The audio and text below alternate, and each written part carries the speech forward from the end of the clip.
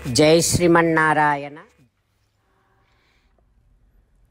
488వ నామము శ్రీ విష్ణు సహస్రనామములో నుంచి 52వ శ్లోకములో నుండి ఓం సత్వస్థాయ నమః. హో శ్రీమన్నారాయణ, నిర్మలమైనటువంటి భక్తుల హృదయములలో ప్రేమతో నివాస స్థానము ఏర్పరుచుకున్నటువంటి వాడివి నువ్వు కదా. ఓ ఈ భగవంతుడా, నీ దివ్య శ్రీచరణారవిందములనే శరణు వేడుకుంటున్నా. ఓం సత్వస్థాయ నమః. ఓం సత్వస్థాయ నమః. మన హృదయాలను నిర్మలము చేసుకుంటే భగవానుడు మన హృదయ మందిరములోనే తన నివాస స్థానము ఏర్పరుచుకుంటాడు.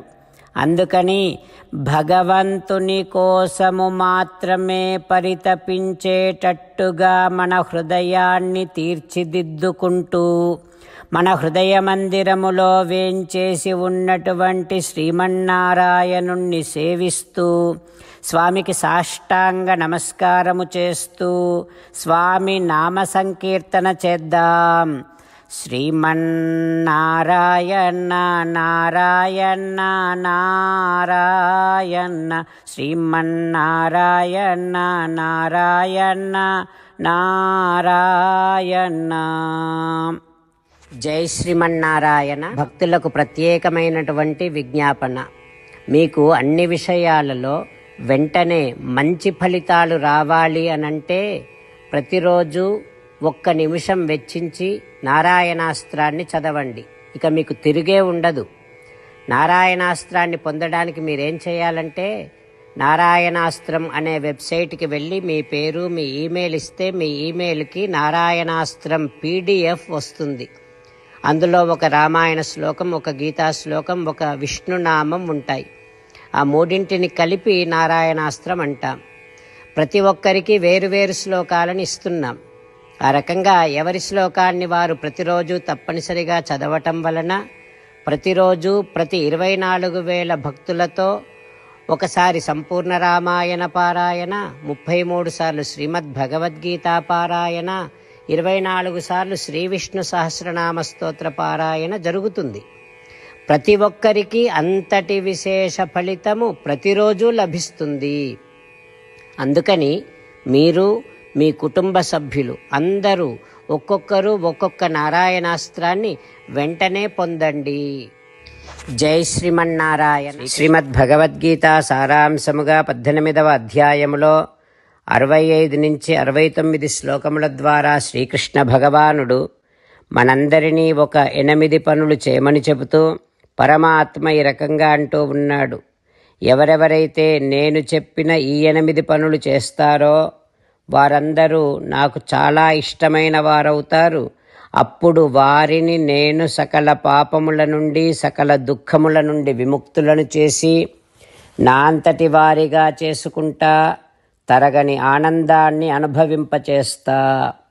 నిజమే చెబుతున్నా, ప్రమాణము చేసి చెబుతున్నా అంటూ సాక్షాత్తుగా దేవదేవుడైన శ్రీమన్నారాయణుడైన శ్రీకృష్ణ భగవానుడే మనను ఈ 8 పనులు చేయమని చెబుతూ ఉన్నాడు కనుక, హో శ్రీమన్నారాయణ, కరిష్యే వచనం తవ, తప్పకుండా చేస్తా, నువ్వు చెప్పినట్టే చేస్తా అంటూ మనం ప్రతిరోజు దేవదేవుడైన శ్రీమన్నారాయణుడికి ఈ రకంగా మాట ఇద్దాం.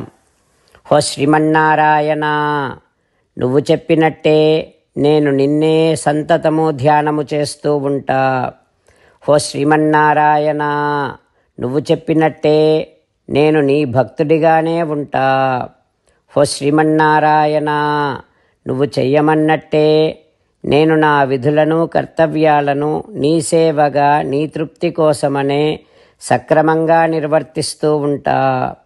ఓ శ్రీమన్నారాయణ, నువ్వు చెప్పినట్టే నేను నీవాడిని అనే మహావిశ్వాసాన్ని సంతతము కలిగి ఉంటూ నా హృదయములో నీకే నమస్కరిస్తూ ఉంటా. ఓ శ్రీమన్నారాయణ, మామేకం శరణం వ్రజ, నన్నొక్కడిని మాత్రమే శరణు వేడుకో అని నువ్వే అన్నావు కనుక నేను నిన్ను ఒక్కడిని మాత్రమే శరణు వేడుకుంటా. ఓ శ్రీమన్నారాయణ, మా శుచః, ఇక దుఃఖించకు అని నువ్వే నాకు భరోసా ఇస్తూ ఉన్నావు కనుక నేను ఇక దుఃఖించను.